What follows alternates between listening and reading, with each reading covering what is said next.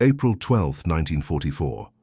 Aboard the troop transport SS Liberty Star, steaming west across a grey Atlantic swell, the air smelled of salt, diesel, and the faint metallic tang of fear. In the lower hold, under a mesh of canvas and tarpaulin, a line of ragged men shuffled like ghosts, mud-clotted boots, sunburned necks, and the hollowed eyes of soldiers who had seen too many nights. They were German prisoners of war. Lieutenant Erich Bauer of the 2nd Panzergrenadier, Obergefreiter Karl Meissner, and a handful of others captured in the collapse around Caen. Sweat crusted the collars of their tunics. Cigarettes dangled from cracked lips. The sea thrum and the chime of the ship's bell made everything feel like a dream. Erich's hands found the seam of his field jacket and traced the frayed edge where his company number had once been crisp and proud. He smelled rotting oats in his memory, the thin soup back at the front, the black bread, the distant drone of Allied bombers that had turned his hometown's market square into a slab of rubble. Outside the hold, the deck above belonged to the Americans. Ranks of sailors in blue denim, cooks in white aprons, MPs with Thompson submachine guns stitched into their shoulders. Their voices carried down in bright bursts, laughter, a song on the radio, the clatter of silverware. At dawn, they were herded up through the narrow hatch, blinked into the Atlantic sun, and confronted a sight that pinched at the edges of belief. On deck, long tables had been laid, each place set with a clean white plate, a stainless steel fork, and a steaming cup. The smell hit them first, roasted meat and the dark, sweet smell of coffee. An American cook, broad-shouldered, freckled, with a navy scarf knotted at his throat, tilted a ladle and served a glistening slice of steak onto a plate as if it were the most ordinary thing in the world. Herr Corporal with a mop of unruly hair carried a tray of thick brown rolls. A line of MPs watched, faces expressionless but not unkind. "Steak?" Erich heard someone whisper behind him. It sounded like a rumor. He swallowed and felt something sharp, shame, wonder, hunger, twist in his chest. Karl, his companion, laughed once, short and brittle. "It's a trick," Karl muttered in German, eyes scanning for cameras for a trap. He ran a thumb along the corner of his own thumb, where skin hung dry and cracked. "They'll take it back," he predicted, but his hand trembled as he accepted the plate. They ate like men in a half-remembered life, slow at first, then with a greed born of long years of rationing, and the unsteady promise that obstacles in this world could still be toppled by a good meal. The steak was thicker than anything Erich had clutched in a year, a slice of red-brown flesh, seared and yielding. The coffee burned like a benediction in his throat, hot, strong, and sweetened by sugar for the first time in months. Around them, other prisoners, the Wehrmacht mechanic, the youth from a rural battalion, a captain with a limp, stared at their cups as if each sip was proof that some other planet existed where hunger was a rumor. Sergeant James "Jim" Harper, the American MP assigned to their watch, observed them from a few feet away. He wore a half-smile that suggested he'd seen this before. "First time in America?" he asked in a slow, careful accent that kept the question neutral. Erich nodded, then shook his head. Names were stripped and recorded in a ledger, serial numbers, ranks, hometowns, spoken into a phonograph mouth of bureaucracy, and then filed. Erich felt his name shrink into a line of type. The ledger made him smaller than the stake he had held. The crossing was long, and the Americans treated transportation as both duty and demonstration. The officers aboard, Lieutenant Colonel Robert Mason among them, insisted on order, segregated quarters, regular inspections, and a steady regimen of exercise, medical checks, and perhaps most jarring of all to the prisoners, plentiful food. Mess tents were immaculate. Servicemen in crisp aprons ladled stew into plates from chrome chafing dishes, as if showing through the simple act of feeding that industry and organization could obliterate scarcity. At night, when the sea was a black bruise and the ship creaked like a great animal, conversations drifted across the holds. A young farmhand named Hans told others about his sister's cottage near Leipzig, about a bakery that had been a landmark until the bombing flattened the block. "We ate shoe leather for months," he said, and a silence fell because what else could be said when one man laid bare the private famine of his life and another had a slice of steak steaming in his palm. The differences were never presented as an accusation. The Americans, sailors, cooks, doctors, treated the German prisoners with a procedural calm that carried its own force. "You're not enemies here," one medic told Eric in halting German, offering a cigarette and a clean bandage for an old shoulder wound. "You're just men who need to be fed." To Eric, these words sounded both like mercy and like a bewildering new law of the world. By the time the Liberty Star reached the harbor and the shadow of the American coastline unfurled in the morning haze, the prisoners had been offered bathing facilities, fresh blankets, and a ration of cigarettes, items that in their memory had been symbols of a dying normality. They watched the shoreline from the rail, feeling the tug of the land as if it had been yanked from another story. The engines slowed. Men in uniform, tall, tidy, and exuding the surety of supply lines that never faltered, waited on the pier with clipboard and clipboarded purpose. When the gangway lowered and they stepped onto American soil for the first time, the sunlight seemed to carve the edges of the world sharper. Eric set his foot down and felt the grit of a beach he had once thought unreachable. The first thing a guard offered as they were processed inland was a cup of coffee and a sandwich. Plain, ordinary, impossible. Around them, trucks rumbled toward the camps that would become their temporary homes, fenced compounds, barracks with bunks, and a mess hall whose doors opened each morning like a promise. As the convoy rolled away from the harbor toward Camp Ashdown, Eric tried to catalogue his reactions. Gratitude edged with shame, relief shadowed by a new unease. But the memory that would lodge in his head was small and stubborn. The warmth of coffee between his palms, the fatty richness of steak on his tongue, and the simple, incomprehensible fact that somewhere in this vast machine of a nation, men had organized a world where such things were normal. The convoy rumbled into Camp Ashdown, Oklahoma, just past noon. Dust rose from the wheels and hung in the air like fine brown gauze, softening the edges of the barbed wire fences and wooden guard towers. The prisoners, still dazed from their ocean crossing, filed out one by one, each man clutching the same olive-drab duffel issued by the U.S. Army. The sun was brutal, the air dry, and the smell of earth and engine oil made the place feel like a strange blend of military precision and rural quiet. Lieutenant Eric Bauer squinted through the heat shimmer. Rows of low barracks stood arranged with mathematical order, each with a tin roof and a small American flag nailed to the entry. There were no snarling dogs, no shouted orders in a foreign tongue. Instead, a sergeant with clipboard and round glasses gave instructions through an interpreter. They would be processed, deloused, issued clean uniforms marked PW, and assigned bunks. Their meals, he added matter-of-factly, would follow the same rations as the U.S. Army. The words barely registered: meals, rations. For men who had fought through winters on the Eastern Front, where a crust of bread had been a feast, such promises hovered between absurdity and miracle. Inside the mess hall, the prisoners were greeted by the clatter of trays, the hiss of steam, and the warm scent of cooking oil.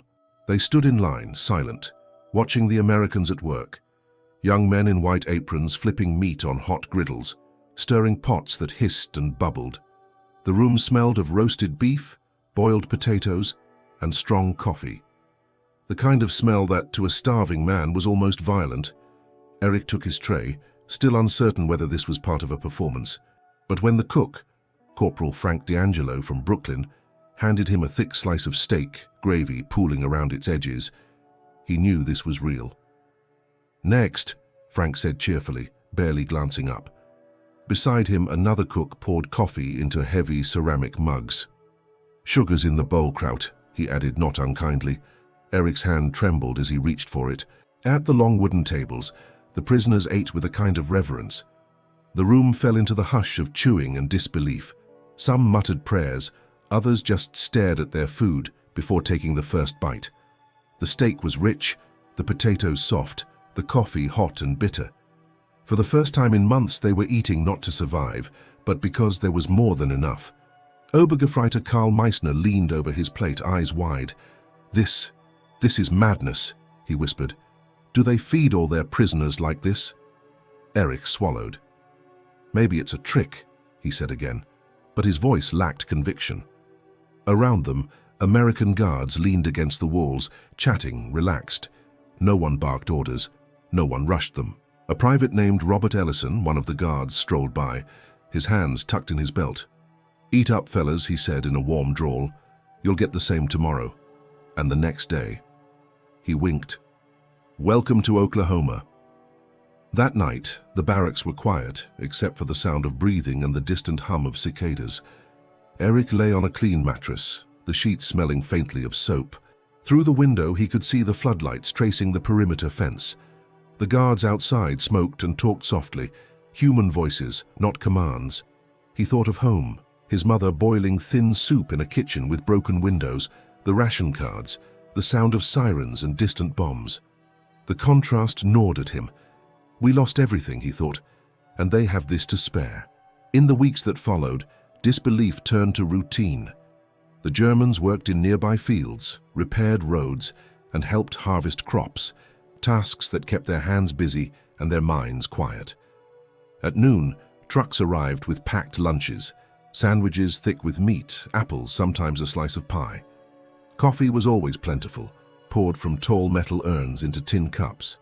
One afternoon, while hauling crates of grain, Eric caught the smell of roasting meat from the camp kitchen. The scent drew him irresistibly. Inside, he found Corporal D'Angelo at the grill again, flipping steaks with a practiced rhythm. "How?" Eric asked, struggling with the word. "Every day, meat, coffee. How is this possible?"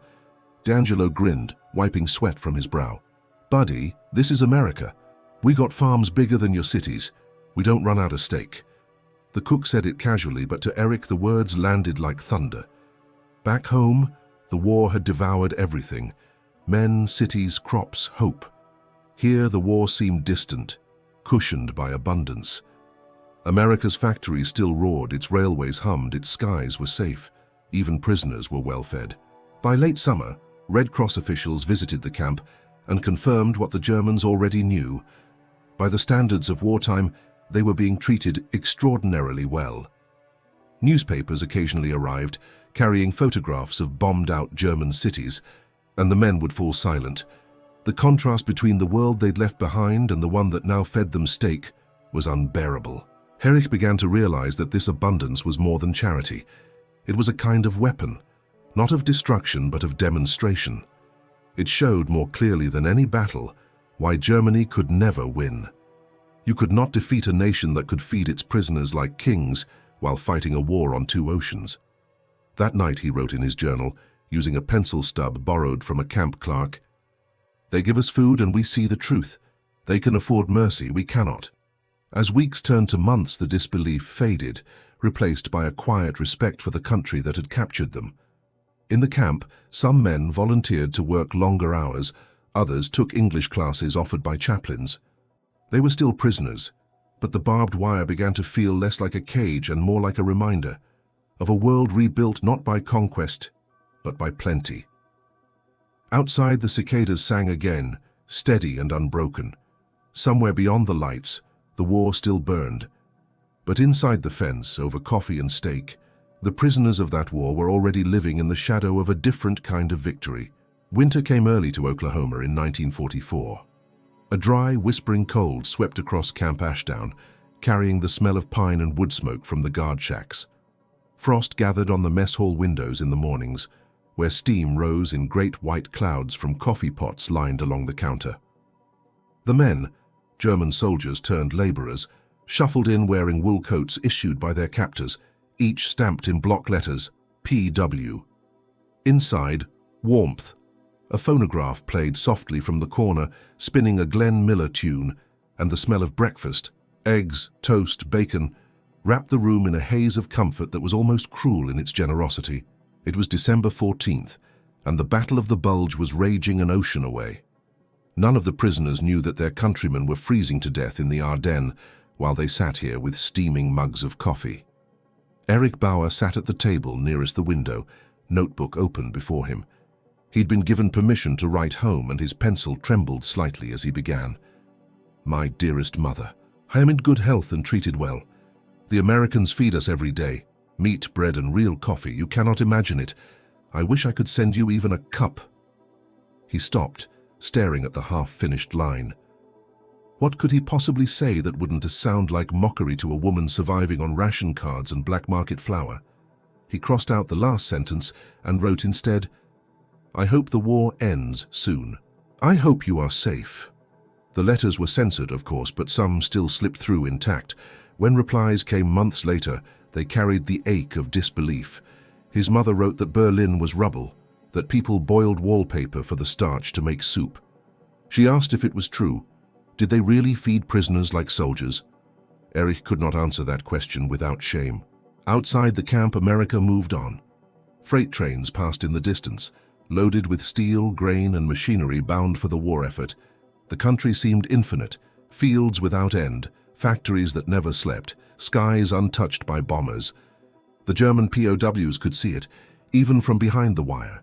A nation whose power came not from fear or punishment, but from the sheer unshakable rhythm of production and plenty. Sometimes, as part of work detail, they were driven out to help local farmers. One morning, Erich rode in the back of a flatbed truck beside Karl and a handful of others. The landscape rolled out before them, yellow fields, white barns, red silos. In one of the farmhouses, a woman brought them lemonade and sandwiches. No guards shouted, no insults were thrown, just a quiet, wary kindness. When Erich hesitated to take the food, the woman smiled faintly. "My son's overseas," she said. "He's about your age. I figure you boys are somebody's sons too." That night, Erich couldn't sleep. He kept replaying her voice in his head, the tone not of pity but of something gentler. It didn't fit the world he thought he knew. Back in the camp, discussions often turned to the same question. Why? Why would the enemy feed them so well, house them cleanly and treat them with dignity? Some called it propaganda, a trick meant to soften them. Others said it was proof that America was arrogant enough to flaunt its wealth. But as weeks turned into months, those explanations fell apart. One evening, as snow drifted down over the camp, the prisoners gathered in the recreation hall. A projector flickered to life, showing a film about American life, farms, schools, cities glowing with electric light. Laughter rippled through the crowd at first, disbelief, dismissal. But then the images kept coming. Endless assembly lines, ships being launched daily, families eating together under bright kitchen lamps. Erich watched silently, hands clasped. This, he realized, is what we fought against and what we could never destroy. Afterward, he found himself standing near the stove with Sergeant Harper, the American MP who'd been there since their arrival. Harper sipped coffee from a tin cup and looked at him with a half smile. "Don't look so serious, Lieutenant," Harper said. "You boys will go home when this is over. You'll see your country will build back. Hell, we'll probably be friends someday." Erich met his gaze. "Do you believe that?" Harper shrugged. "You'd be surprised what folks can forgive once the shooting stops." The simplicity of the statement struck him harder than any propaganda ever could. It wasn't arrogance, it was faith. The Americans truly believed in the future because they'd built their world on abundance, not desperation. By spring, the war in Europe was ending. Rumors spread through Camp Ashdown like wind through grass. Hitler dead, Berlin surrounded, surrender imminent. The men gathered around the radio in the mess hall as the official news came. Germany had capitulated. The war was over. There was no cheering, no relief, only silence. Some wept quietly. Others stared into their coffee cups, the bitter scent mingling with the ache of everything lost. A week later, as the prisoners lined up for another meal, Erich noticed something small and strange. The coffee tasted the same, dark and rich, but for the first time it didn't feel foreign. It just felt human. He looked around the hall at men who had once been enemies, but now stood shoulder to shoulder in quiet reflection. The steak on his plate was just meat, the bread just bread, but in that ordinary abundance lay the deepest lesson of all.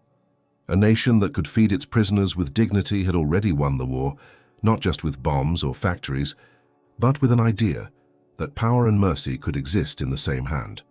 When Erich Bauer finally boarded the ship home in late 1946, he carried no souvenirs, no medals, just a small journal, its last entry dated 2 days before departure. "I came here an enemy.